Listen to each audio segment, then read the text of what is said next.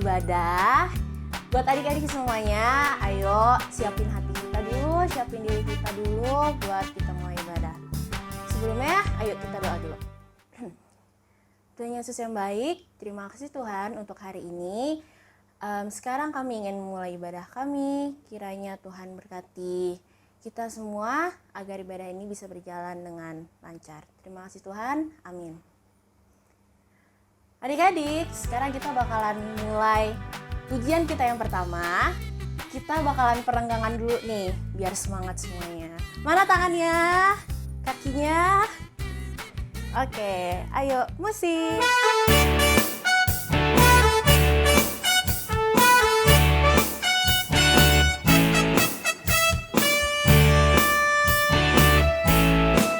Tanganku ke depan, tanganku ke depan, kakiku ke depan, dan digoyang-goyang sambil bertepuk tangan, puji Tuhan bersama-sama.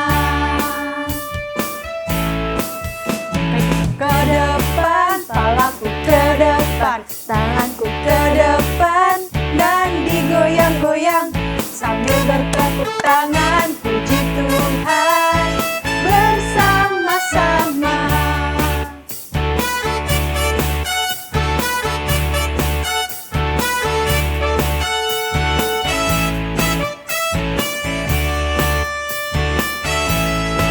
Pinggangku ke kiri, pinggangku ke kanan, perutku ke depan, dan digoyang-goyang sambil bertepuk tangan, puji Tuhan bersama-sama. Pinggangku ke kiri, pinggangku ke kanan, perutku ke depan, dan digoyang-goyang sambil bertepuk tangan, puji Tuhan bersama-sama. Bersama-sama. Bersama-sama. Adik-adik, kayaknya kita harus semangat lagi untuk memuji Tuhan. Tapi sebelumnya, Kak Desi mau ajak adik-adik semua untuk bangkit berdiri. Kita yel-yel jam. Kak Fani, siap? Siap dong. Yuk sama-sama kita jam ya. Jesus, you are my protector. Yuk sekali lagi ya Kak Fani Sekali ya. lagi deh. Jesus, you are my protector. Tepuk tangan Kak Fani buat semua adik-adik di rumah ya, selalu mengikuti jam. Nah, sekarang saatnya kita pujian yang kedua, Oh Sukacitaku.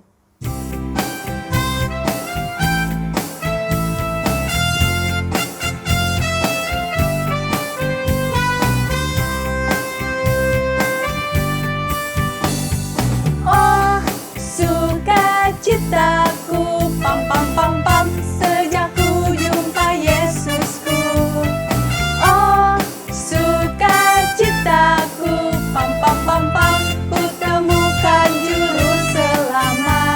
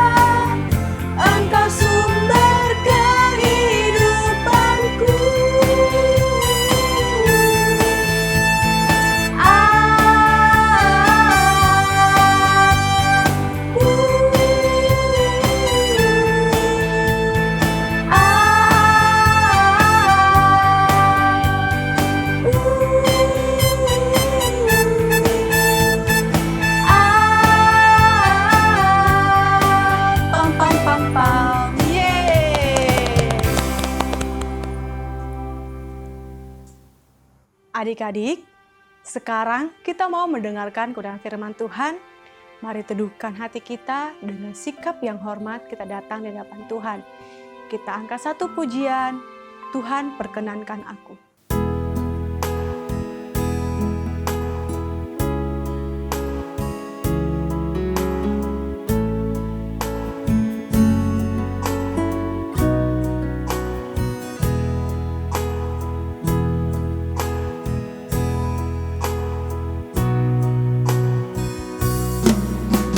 Tuhan, perkenankan aku selalu ada di samping-Mu. Sejak ku hidup di bumi sampai di keabadian, ku iring Tuhan.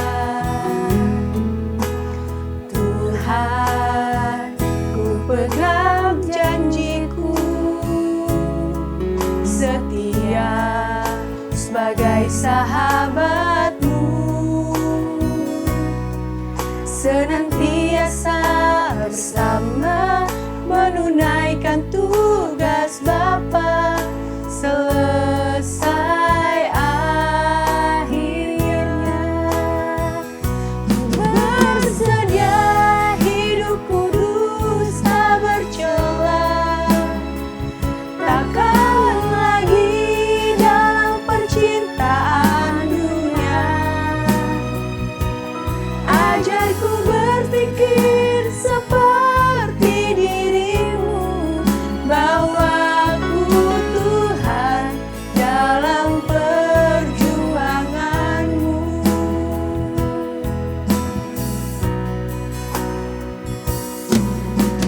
Tuhan, perkenankan aku selalu ada di samping-Mu. Sejak ku hidup di bumi sampai di keabadian, ku iring Tuhan. Tuhan, ku pegang janji-Ku,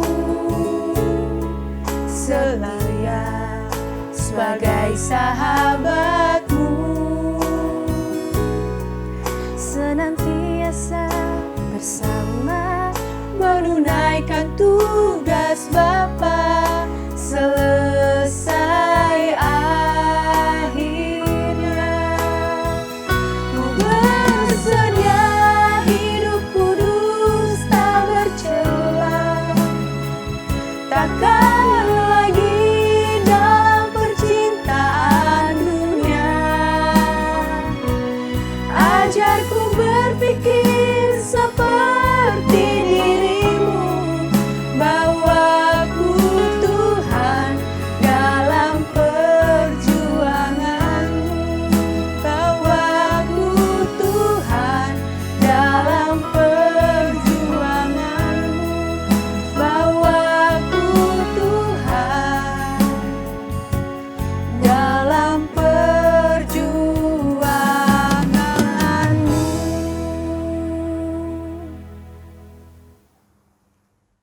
Mari kita bersatu dalam doa. Bapa yang baik, Bapa yang bertahta dan kerajaan surga, pada pagi hari ini ya Bapa, kami haus dan rindu akan kebenaran firman Tuhan. Dan perkenankan kami untuk mendengarkan kebenaran firman-Mu. Dan tolong kakak kami yang menyampaikan kebenaran firman Tuhan. Terima kasih ya Bapa, terima kasih Tuhan Yesus, terima kasih Roh Kudus. Kami siap mendengarkan firman-Mu. Haleluya, amin. Shalom adik-adik, ketemu lagi dengan aku, Kak Olive. Nah, hari ini kakak akan membawakan sebuah cerita, sebuah kisah yang tentunya memberkati dan menarik. Kenapa kakak bilang menarik? Kisah-kisah di Alkitab ini sebenarnya semuanya menarik ya. Tapi hari ini kakak akan bercerita atau mengangkat sebuah cerita yang gak kalah menarik. Nah, kisah ini diambil dari Perjanjian Lama. Karena tokoh yang akan kakak bahas hari ini itu adalah tokoh dari perjanjian lama. Dia hidupnya udah di zaman purbakala. Nah, tokoh ini juga terkenal adik-adik. Tahu nggak kenapa? Karena tokoh ini itu dikenal sebagai pahlawan air bah.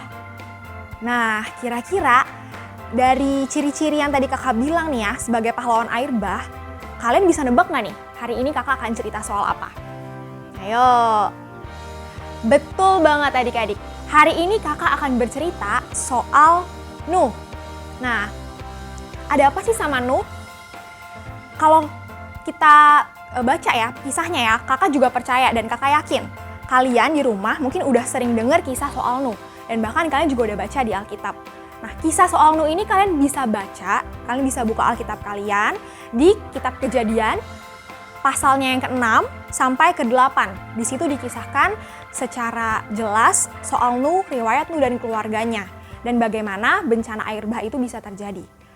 Nah, awal mulanya nih ya, kakak lanjut nih ya ceritanya ya. Awal mulanya ya, Nuh itu kan hidup di zaman purbakala bersama dengan keluarganya. Nuh ini punya 1 orang istri. Terus dari Nuh ya dan istrinya lahirlah 3 orang anak. Dia punya 3 orang anak laki-laki. Namanya Sem, Ham, dan Yafet. Nah, ini semuanya laki-laki. Nah, 3 orang anak laki-lakinya dia juga punya masing-masing 1 istri. Jadi total keluarganya Nuh itu ada 8 orang pada zaman itu. Nah, selain Nuh dan keluarganya, pasti kan juga hidup atau lahir dikelilingi oleh manusia-manusia lain gitu ya. Ada tetangga-tetangganya dia gitu. Dia nggak hidup sendiri di bumi. Dia hidup juga berdampingan dengan manusia-manusia lain dan ada makhluk hidup yang lain. Nah, ceritanya ya adik-adik ya, ketika bumi ini kan dipadati oleh banyaknya manusia, termasuk Nuh dan keluarganya, Allah lihat nih dari atas, dari tahtanya yang maha tinggi, dia lihat keadaan bumi pada zamannya Nuh seperti apa. Kalian tahu nggak adik-adik, pada saat Allah Bapa lagi ngelihat dari atas, dia lihat keadaan bumi, bagaimana manusia yang hidup pada zamannya Nuh itu, Tuhan Allah, hatinya Tuhan Allah itu sedih. Pilu kalau di Alkitab dibilang, ditulisnya pilu.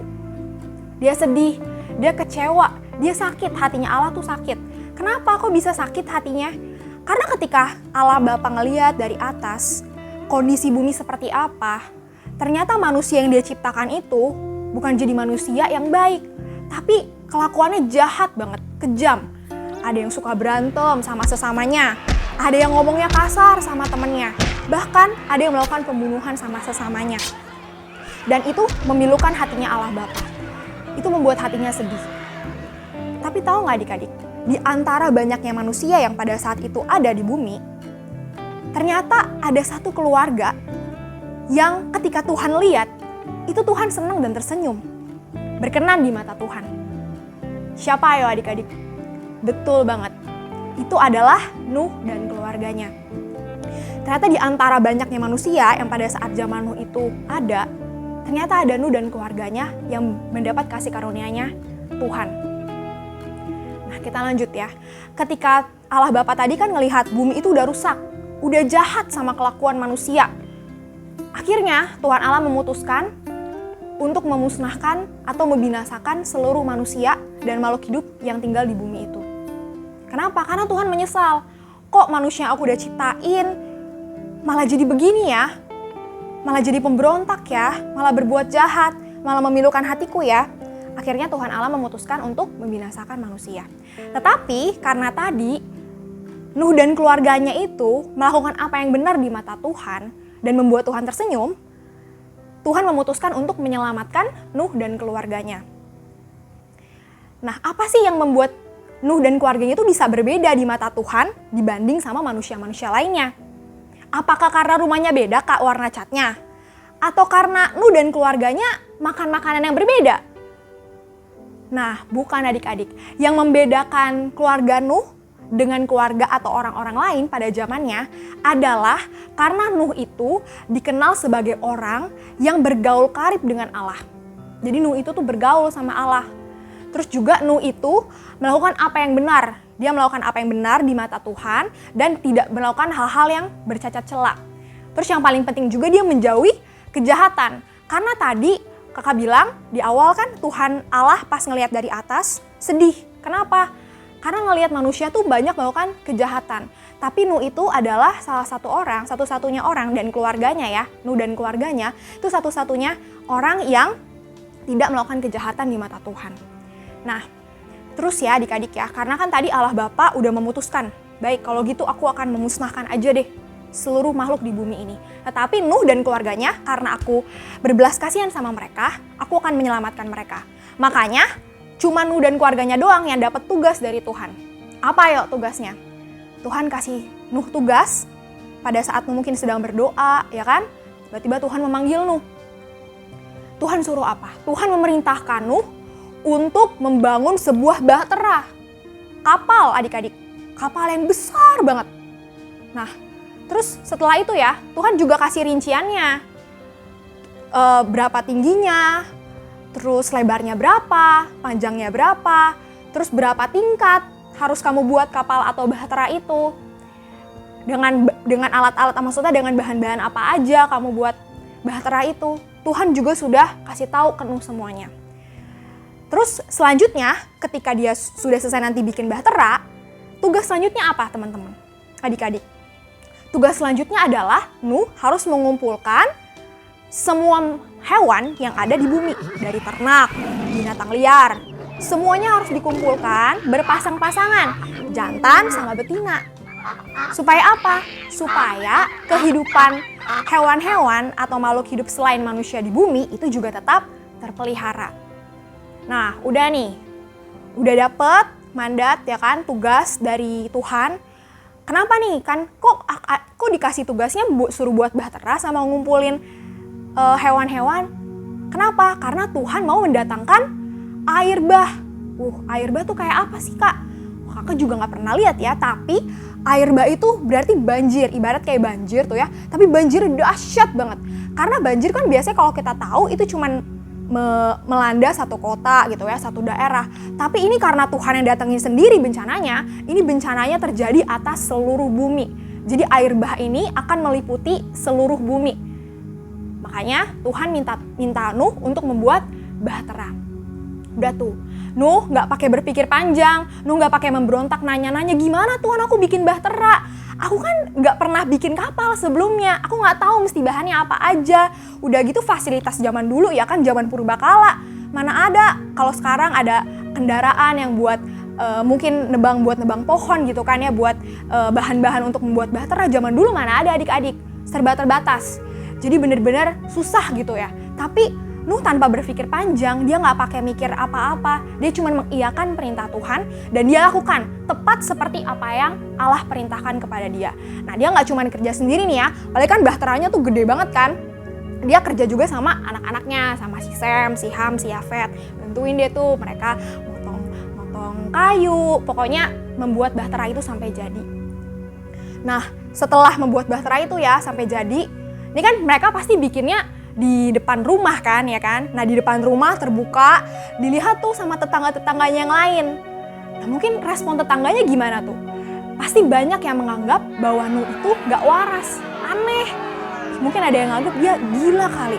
Siang bolong begini, gak ada angin, gak ada hujan, mana dia bikin bahtera, mana kapalnya gede lagi, buat apa coba? Emang mau ada apa? Mereka semua menganggap Nuh dan keluarganya tuh aneh. Tapi Nuh tidak menghiraukan ejekan-ejekan dari tetangganya gitu ya, dari orang-orang di sekelilingnya dia. Dia malah berusaha memperingati orang-orang di sekelilingnya dia. Kalian memperingati kalau akan ada air bah terjadi, bahwa Tuhan akan sebentar lagi mendatangkan air bah ke seluruh bumi.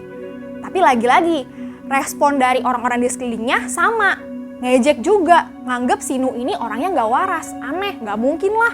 Zaman sekarang bencana gimana sih gitu kan? Mereka lagi hidupnya nyaman-nyaman aja gitu. Habis itu, setelah mereka udah berhasil tuh ya membuat bahtera itu, pasti kan bikin bahtera yang segede itu butuh waktu yang lama banget ya adik-adik ya. Nah, setelah Nuh selesai bangun bahtera, tugas selanjutnya apa? Yang tadi tugas kedua yaitu mengumpulkan hewan-hewan. Karena Nuh udah mengumpulkan hewan-hewan. Hewan-hewan yang tadi dikumpulin itu, yang berpasang-pasangan ada jantan dan betina, mereka disuruh masuk ke bahtera. Begitupun juga dengan Nuh dan keluarganya. Karena kan sebentar lagi Tuhan akan mendatangkan air bah. Jadi Tuhan kasih tahu Nuh dulu, ayo panggil itu hewan-hewan yang udah dikumpulin, suruh masuk ke dalam bahtera sama kamu dan keluarga kamu. Karena aku akan mendatangkan air bah atas bumi ini. Udah tuh, orang-orang Nuh dan keluarganya masuk dalam bahtera, terus juga hewan-hewan yang tadi, ternak liar, binatang, dan lain-lain udah dimasukin juga berpasang-pasangan ke dalam bahtera. Udah ditutup pintu bahteranya, baru deh Tuhan Allah mendatangkan hujan selama 40 hari 40 malam, gak berhenti-berhenti. Terus dia membuka mata air di samudra, tingkap-tingkap langit gitu ya dibuka. Pokoknya air memenuhi bumi gitu. Kalian bayangin ya, airnya memenuhi bumi sampai di titik di mana gunung-gunung itu ketutupan adik-adik. Kalian tahu kan gunung-gunung tuh tinggi banget kan. Nah itu sampai ketutupan pada waktu itu gitu. Dan memang seluruh bumi itu isinya air semua. Nah kalau isinya air semua berarti orang-orang yang tinggal di bawahnya udah pasti gak selamat. Dari mulai burung-burung, ternak liar, binatang-binatang lain, sampai manusia tuh ya, tetangga-tetangganya Nuh juga yang tadinya ngejek-ngejek Nuh, juga mereka gak selamat. Karena kan mereka gak masuk ke dalam bahtera bersama-sama dengan Nuh dan keluarganya. Udah, selanjutnya bahteranya itu terapung-apung di air selama 150 hari, adik-adik, kira-kira 5 bulan. Waktu yang lama bukan waktu yang sebentar dia terapung-apung di laut. Di air itu ketika air bah datang. Setelah itu, setelah lewat 150 hari, akhirnya Tuhan mengingat bahwa ada Nuh, keluarganya, beserta dengan hewan-hewan yang tadi dikumpulkan di dalam bahtera. Sehingga Tuhan menutup mata air yang ada di samudra, Tuhan juga memberhentikan hujan, Tuhan menghembuskan angin gitu ya, supaya angin itu berhembus ke bumi sehingga air-air mulai surut. Air-air mulai surut, sampai akhirnya betul-betul bahteranya itu terkandas di suatu tempat yang namanya Pegunungan Ararat. Barulah Nuh, keluarganya dan hewan-hewan itu, mereka buka pintu bahteranya dan mereka keluarkan dari bahtera. Apa yang dilakukan sama Nuh? Setelah air itu surut dan akhirnya mereka berhasil keluar dari bahtera. Apakah Nuh langsung goyang-goyang, nari-nari, happy-happy karena dia selamat dari ancaman air bah, tidak ikutan mati bersama dengan manusia-manusia lain pada zamannya? Tidak. Yang dilakukan sama Nuh adalah ketika itu Tuhan mengikat janji sama Nuh. Apa yang Tuhan janjikan sama Nuh? Yaitu dia berjanji, Tuhan berjanji kalau Tuhan tidak akan lagi mendatangkan bencana yang sama, tidak akan lagi mendatangkan air bah atas bumi ini. Dan Tuhan akan membiarkan manusia dan juga makhluk-makhluk hidup yang lain tetap hidup seperti biasa, terpelihara sampai nanti. Tandanya apa dari janji itu? Tandanya adalah Tuhan memberikan pelangi. Makanya kita suka dengar tuh ada lagu seperti pelangi sehabis hujan. Nah, adik-adik, dari peristiwa Nuh ini ya kita bisa bayangkan ya betapa Nuh itu sangat istimewa di mata Tuhan. Kenapa? Karena di antara semua manusia yang waktu itu hidup di zamannya Nuh, hanya Nuh aja dan keluarganya yang mendapatkan kasih karunia di matanya Tuhan. Berarti Nuh itu taat banget sama Tuhan. Berarti Nuh kan kelihatannya istimewa banget di mata Tuhan. Bahkan Tuhan sampai mengikat janji loh sama Nuh. Karena seperti kita tahu nih ya, kita itu keturunannya Nuh juga. Karena dari Nuh, dari anak-anaknya Nuh yang 3 orang tadi itu, Sem, Ham, dan Yafet, itu lahirlah sampai sekarang kita salah satunya. Aku, kakak, dan kalian juga. Nah jadi adik-adik, kita bisa belajar sama-sama dari kebenaran firman, dari cerita yang kakak sampaikan hari ini soal Nuh dan keluarganya. Nuh itu orangnya sangat taat sama Tuhan. Nuh itu percaya sama Tuhan sepenuhnya. Sekalipun tugas yang Tuhan kasih itu berat, apalagi pada zaman itu ya, membuat bahtera sebesar itu, terus mengumpulkan hewan-hewan dari seluruh bumi. Nuh kan gak mungkin bisa bahasa hewan ya, tapi kok bisa ya hewan-hewan itu mau dipanggil ke dalam bahtera dan akhirnya masuk ke dalam bahtera itu. Itu semua juga karena pertolongan tangan Tuhan yang kuat. Tapi terlebih dari itu, Nuh tetap melakukan bagiannya dia, yaitu dia taat sama Tuhan. Dan di Alkitab ditulis, Nuh melakukan tepat seperti yang Tuhan perintahkan. Berarti benar-benar sesuai sama apa yang Tuhan perintahkan sama Nuh. Dia lakukan semuanya, gak ada yang dia lupakan, gak ada yang tidak dilakukan. Semuanya dilakukan. Kita hari ini belajar soal ketaatan seperti Nuh. Bisa gak adik-adik kita belajar taat sama orang-orang di sekitar kita? Gimana sih kak aku bisa taat sama Tuhan? Tuhan kan gak kelihatan kak, wujudnya gak kelihatan. Ya emang adik-adik, Tuhan itu memang wujudnya nggak kelihatan. Secara kasat mata kita nggak bisa ngelihat Tuhan. Tapi Tuhan itu pribadi yang paling nyata loh adik-adik.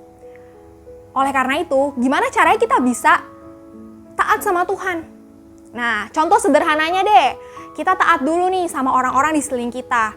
Tuhan kasih kita mama papa kita di rumah, orang-orang yang lebih tua dari kita, itu kita harus hormati mereka. Kita taat sama mama papa kita. Siapa di sini yang masih ngebantah sama mama atau papanya? Yang disuruh mandi buat sekolah online, ntar dulu ma, ntar dulu pa. Aduh. Atau siapa yang di sini suruh matiin gamenya? Ntar dulu, aku masih asik nih. Aduh, bentar lagi aku menang nih. Aduh. Nah, tapi mulai sekarang dari kisah Nuh ini kita belajar. Kita harus belajar mulai taat sama orang tua kita.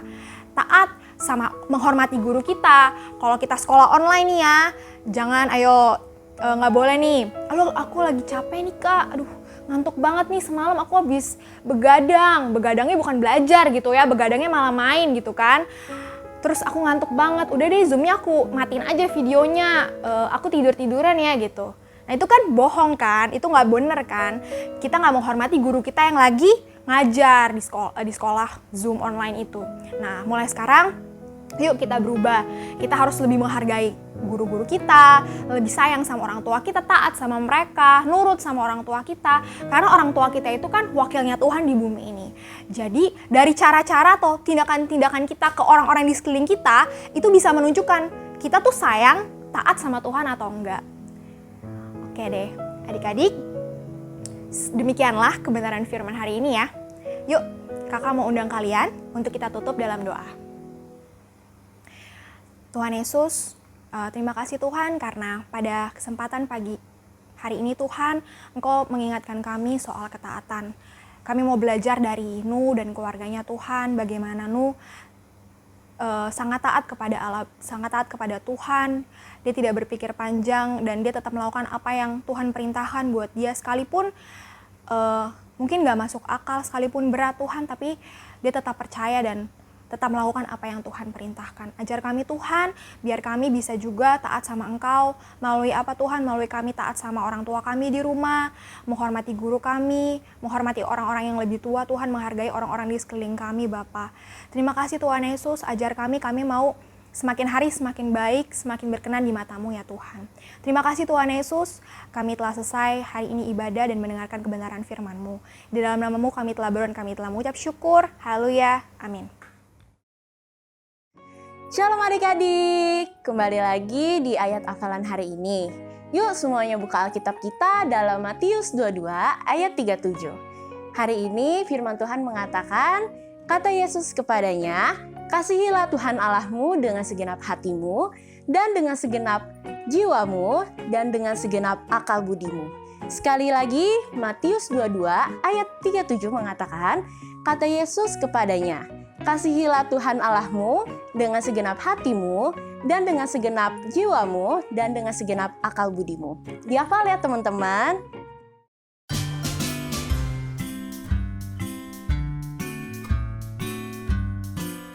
Hai teman-teman, nama saya Bena. Ayat hafalan minggu ini terdapat dalam Matius 5 ayat 37 yang berbunyi, jika iya, hendaklah kamu katakan ya. Jika tidak, hendaklah kamu katakan tidak. Apa yang lebih daripada itu berasal dari si jahat. Terima kasih. Hai, selamat malam. Nama saya Sarah. Ayat hafalan minggu ini diambil dari Kisah Para Rasul 5 ayat 29. Tetapi Petrus dan rasul-rasul itu menjawab, katanya, kita harus lebih taat kepada Allah daripada kepada manusia. Terima kasih. Selamat malam. Kisah Para Rasul 5 ayat 29. Tetapi Petrus dan rasul-rasul itu menjawab, katanya, kita harus lebih taat kepada Allah daripada kepada manusia. Terima kasih. Kisah Para Rasul 5 ayat 29. Tetapi Petrus dan rasul-rasul itu menjawab, katanya, kita harus lebih taat kepada Allah daripada kepada manusia. Terima kasih. Yuk sekarang kita masuk ke dalam doa. Tuhan Yesus, terima kasih Tuhan atas hari ini. Tuhan, sekarang kami sudah selesai beribadah Tuhan.